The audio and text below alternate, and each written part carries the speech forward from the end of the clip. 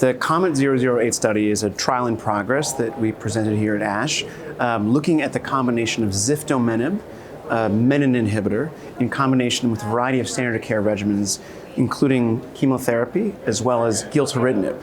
And this is specifically for patients with either an NPM1 mutation or KMT2A rearrangement, and either FLT3 wild type or mutant.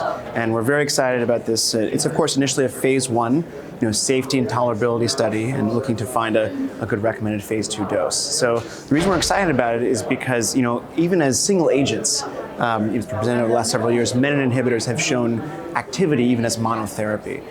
And that's really due to a biologic sensitivity of these particular subtype of leukemia cells, right, which are dependent upon either NPM1 or KMT2A or a few other specific genomic subsets and rearrangements that force these HOX genes to remain expressed, and the stem cells remain in a stem cell state and are not differentiating. So what menin inhibitors do, they disrupt this interaction between this core complex of this protein menin and this histomethyltransferase KMT2A on chromatin, and that forces the cells to differentiate. And obviously not working in every single patient, but single agent responses.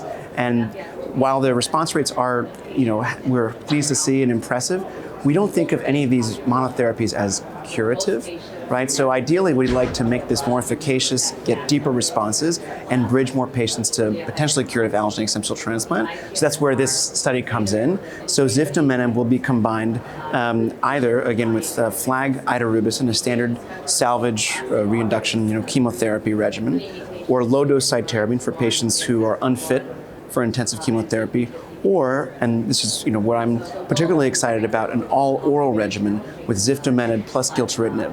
So there will be a significant subset of patients who have an NPM1 mutation as well as a co-occurring FLT3 mutation.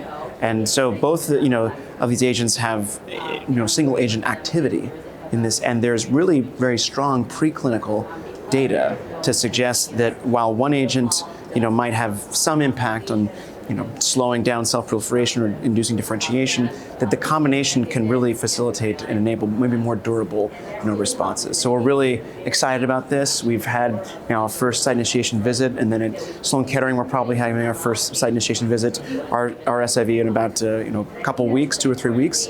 And so my hope is to put my first patient on in January.